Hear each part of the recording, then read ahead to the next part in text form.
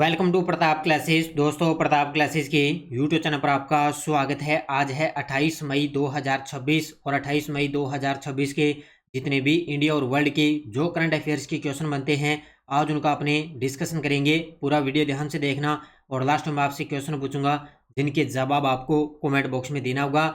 आज अपने पढ़ेंगे अंतर्राष्ट्रीय योग दिवस 2026 का मुख्य आयोजन कहाँ होगा, प्रथम विश्व योगासन चैंपियनशिप 2026 का आयोजन कहाँ किया जाएगा, और भारतीय सेना ने कौटिल्य और क्यू फोर्स प्लेटफॉर्म लॉन्च किए हैं। इनकी आज हम चर्चा करेंगे पूरे लेटेस्ट न्यूज़ के साथ में।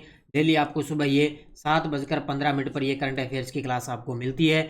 जो भी साथी bank, UPSC, SSG, RAS, railway, SI exam, LDC, वनपाल, कोई भी एग्जाम हो, उन सभी एग्जाम के लिए डेली आपको ये करंट अफेयर्स की क्लास आपको मिलती रहेगी। तो सभी साथी एक बार करेंगे सेशन को लाइक शेयर। सभी साथियों को प्यार भरा नमस्कार, गुड मॉर्निंग। तो अब करें स्टार्ट आज की क्लास 28 मई 2026। और सबसे पहले हम करेंगे कल के क्वेश्चनों को रिवीजन। कल हमने पढ़ा 27 मई को तीसरा भारत नॉर्डिक शिखर सम्मेलन 19 मई 2026 को कहाँ आयोजित हुआ, ओस्लो में। जनवरी से अप्रैल 2026 की अवधि में श्रीलंका के लिए दूसरा सबसे बड़ा निर्यात गंतव्य बना अपना देश भारत।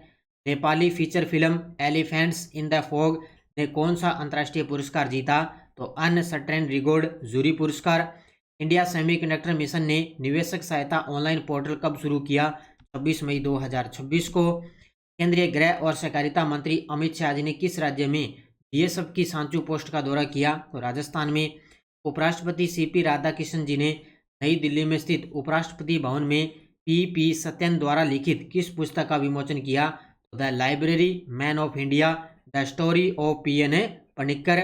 और केरल का पहला निजी चिकित्सा संग्रहालय कहाँ स्थापित किया गया, तिरुवनंतपुरम के अंदर। तो ये थे कल के क्वेश्चनों का रिवाइज हमने कर लिया।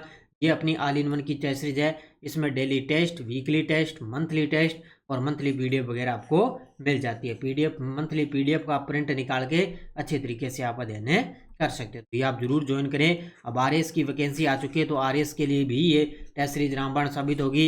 एसआई के साथ ही कोई तैयारी करे तो एसआई के लिए भी ये टेस्ट सीरीज आपके लिए रामबाण साबित होगी। तो जरूर आप इसको ज्वाइन करें। अब करें स्टार्ट आज की क्लास। जितने भी साथी लाइव जुड़ चुके हैं, एक बार करेंगे सेशन को लाइक और शेयर। करते हैं स्टार्ट आज की क्लास 28 मई 2026।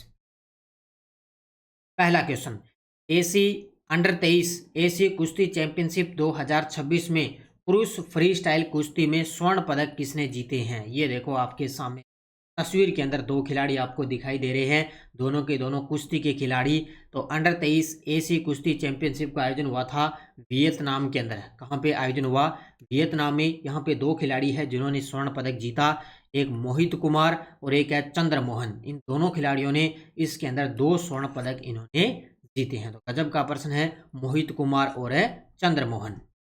तो वियतनाम के द नाग में आयोजित अंडर 23 एसी कुश्ती चैंपियनशिप 2026, यहाँ पे भारतीय फ्री स्टाइल पहलवानों ने टोटल 9 पदक जीते हैं। कितने पदक जीते, 9 पदक। मोहित कुमार ने 65 किलोग्राम भार वर्ग में स्वर्ण पदक जीता। इन्होंने फाइनल में किर्गिस्तान के जो खिलाड़ी हैं ओस्कोनबाई ए अब्दिस मातोव को हराया, ठीक है। और चंद्रमोहन ने 79 किलो भार वर्ग में स्वर्ण पदक जीता। इन्होंने कजाकिस्तान के येर खान आबिल को हराया था। तो दोनों के दोनों, ये तो किर्गिस्तान का खिलाड़ी है और ये है कजाकिस्तान का खिलाड़ी है। तो फाइनल में इन दोनों को हराया। भारत ने प्रतियोगिता में 2 रजत और 1 कांस्य पदक भी जीते थे, यानी कि टोटल 9 पदक जीते, जिसमें से 2 स्वर्ण आ गए, 2 इसके अलावा रजत भी आए हैं और कांस्य पदक भी जीता है। तो ये वियतनाम के अंदर अंडर 23 एसी कुश्ती चैंपियनशिप 2026 हुई, जिसके अंदर 2 खिलाड़ियों ने इसके अंदर पदक जीते, मोहित कुमार और चंद्रमोहन ने स्वर्ण पदक जीते हैं। गजब का प्रश्न है, बढ़िया तरीके से याद कर लेना।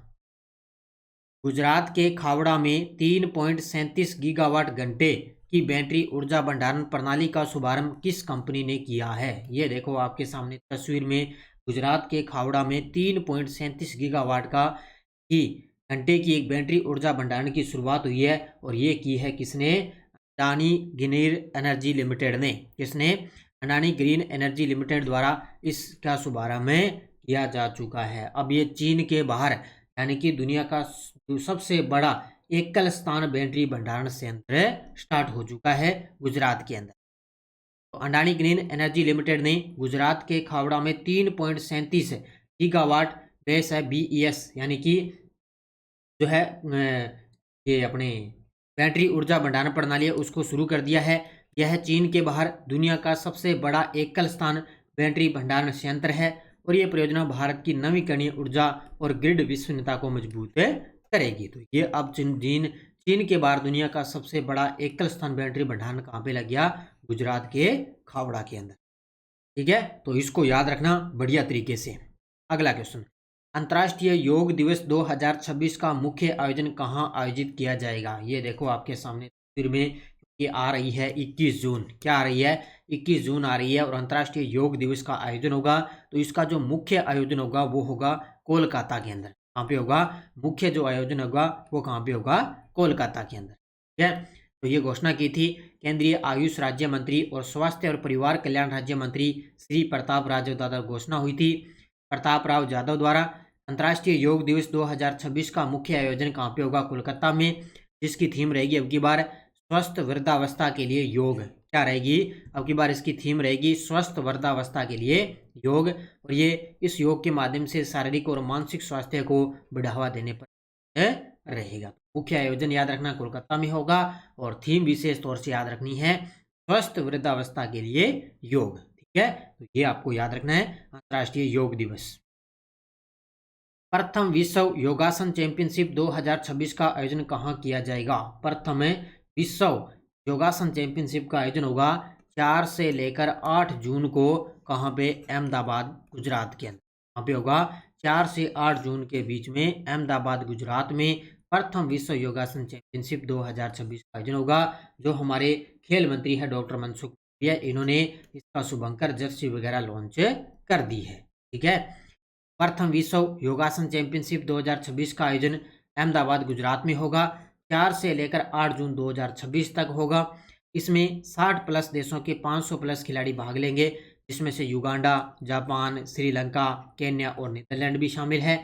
और मनसुख मांडविया ने आधिकारिक फिल्म शुभंकर और जर्सी इसकी लॉन्च कर दी। तब ये 4 से 8 जून के बीच में होगा गुजरात के अहमदाबाद में। तब इसके बारे में अपने से पढ़ लेंगे। ठीक है, तो फिलहाल आपको इतना ही याद रखना है। भारतीय सेना ने युद्ध क्षेत्र में निर्णय लेने और रसद प्रबंधन को बेहतर बनाने के लिए कौन से डिजिटल प्लेटफॉर्म लॉन्च किए हैं? ये देखो आपके सामने तस्वीर में। कि आपको पता है हर क्षेत्र में डिजिटल का तरीका, डिजिटल क्षेत्र का जमाना है। हर तरीके से डिजिटल के लिए अलग अलग पहलें स्टार्ट की जा रही है। तो भारतीय सेना ने युद्ध क्षेत्र के अंदर निर्णय लेने और रसद प्रबंधन को बेहतर बनाने के लिए एक तो कौटिल्य और एक है क्यू फोर्स, दो नाम है कौटिल्य और क्यू फोर्स। ये दोनों डिजिटल प्लेटफॉर्म इन्होंने किए हैं। मुख्य रूप से बस उद्देश्य याद रखना, भारतीय सेना ने कौटिल्य और Q force digital platform launch किए। कौटिल्य एक उन्नत कमांड इंटेलिजेंस प्लेटफॉर्म है और क्यू फोर्स है वो एकीकृत लॉजिस्टिक्स व इन्वेंट्री एप्लीकेशन ऐप है। ये पहल दोनों की दोनों एआई और डेटा आधारित सैन्य विमानों को मजबूत करेगी। तो ये एक प्रकार का कमांड इंटेलिजेंस प्लेटफॉर्म है कौटिल्य, और क्यू फोर्स है वो एक प्रकार का लॉजिस्टिक्स व इन्वेंट्री एप्लीकेशन है, दोनों है। ठीक है, तो ये आपको याद रखना है भारतीय सेना ने इन दोनों को लॉन्च किया है। तो जितनी चीज मैं आपको करवा रहा हूं बस आप उसे अच्छे तरीके से आपको याद रखनी है। नेक्स्ट क्वेश्चन, परमाणु अप्रसार संधि एनपीटी के पक्षकारों का 11वां समीक्षा सम्मेलन कहाँ आयोजित हुआ है? परमाणु अप्रसार संधि के पक्षकारों का 11वां सम्मेलन कहाँ पे हुआ है? तो ये हुआ है न्यूयॉर्क के अंदर। कहाँ पे हुआ है? न्यूयॉर्क के अंदर। ये चला था अपने 27 अप्रैल से। ठीक है, 27 अप्रैल से चला था और ये अभी 22 मई को ये समाप्त हो चुका है। तो लगभग 4 सप्ताह ये जो है चला था सम्मेलन, परमाणु अप्रसार संधि के पक्षकारों का 11वां सम्मेलन। तो कहाँ पे चला था? न्यूयॉर्क के अंदर। ठीक है, याद रखना इस सम्मेलन का आयोजन न्यूयॉर्क में हुआ। 27 अप्रैल से 22 मई 2026 तक चला। यह बिना किसी अंतिम घोषणा पत्र के समाप्त हो चुका है और इस सम्मेलन की अध्यक्षता डो होंग वियत ने की थी। ये पॉइंट नोट कर लेना इसमें, इसकी अध्यक्षता किसने की? डो होंग वियत ने इसकी अध्यक्षता करी थी। तो ये काफी लंबा चला, 27 अप्रैल से लेकर 22 मई 2026। अटल पेंशन योजना के तहत उत्कृष्ट प्रदर्शन के लिए किस बैंक को PFRDA द्वारा सम्मानित किया गया है? तो अटल पेंशन योजना के तहत उत्कृष्ट प्रदर्शन के लिए किस बैंक को सम्मानित किया गया? तो ये किया गया, ध्यान रखना, कर्नाटक ग्रामीण बैंक को। किसको सम्मानित किया गया? ये देखो आपके सामने, अटल पेंशन योजना के तहत ये सम्मानित हुआ है, PFRAD द्वारा सम्मानित। ठीक है, तो ये आपको याद रखना है। बस याद रखना भी कर्नाटक ग्रामीण बैंक को सम्मानित किया गया।